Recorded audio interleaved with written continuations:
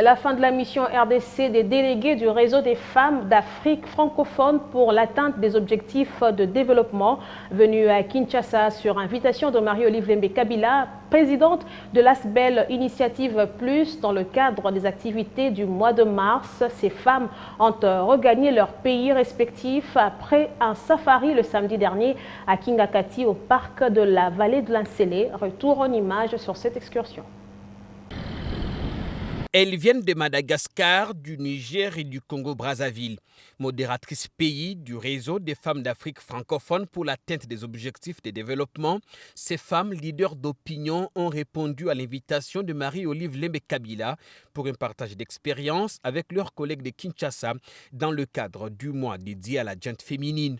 Après la méga journée de réflexion organisée le 8 mars à Kingakati, ces femmes sont revenues le samedi 14 mars au parc de la vallée de l'Ansélé, cette fois pour faire du tourisme. Tout commence ici au quartier général où Marie-Olive Lembe Kabila, hôte du lieu, rejoint ses invités et élargit à plusieurs autres femmes locales. Le réseau en profite d'ailleurs pour offrir un merveilleux tableau à la présidente de l'ASBEL Initiative Plus pour son engagement sans faille en faveur du développement. Mama Waro, elle est toujours là au service des autres.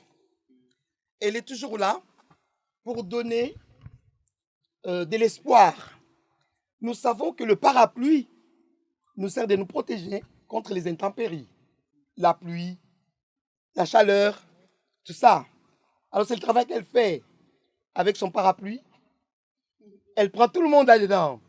Vous avez les vendeuses, vous avez les infirmières, vous avez toutes les catégories qui viennent s'abriter pour pouvoir bénéficier, n'est-ce pas, de la protection. Merci beaucoup. Et elle ne le fait pas seulement pour la RDC, mais c'est pour l'humanité entière. Toujours au Kijé, les touristes sous la direction du DG du parc visitent le biotope où sont conservés différents types de reptiles ainsi que ces lionceaux âgés d'à peine 7 mois.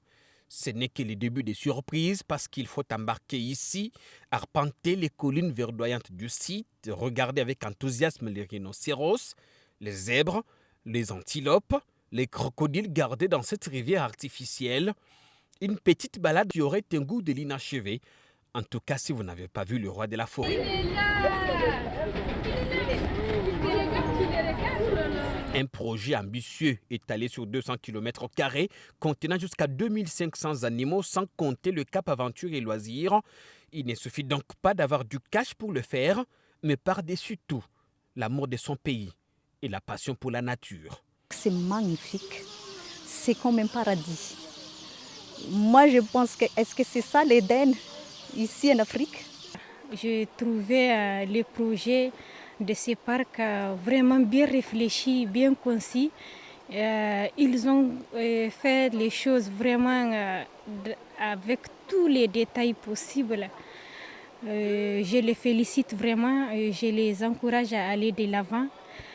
Honnêtement, je n'hésiterai pas à revenir ici. Ce que je viens de voir ici est tout simplement impressionnant.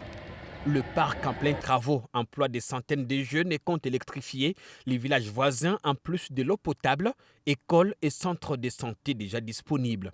Le safari se termine autour d'un repas entre Marie-Olive Lembe Kabila et ses convives qui ont salué l'alternance pacifique intervenue au pays et encouragé cette dernière à transcender les attaques politiques afin de poursuivre sans relâche son combat en faveur de l'autosuffisance alimentaire, à l'exemple d'autres grandes dames africaines.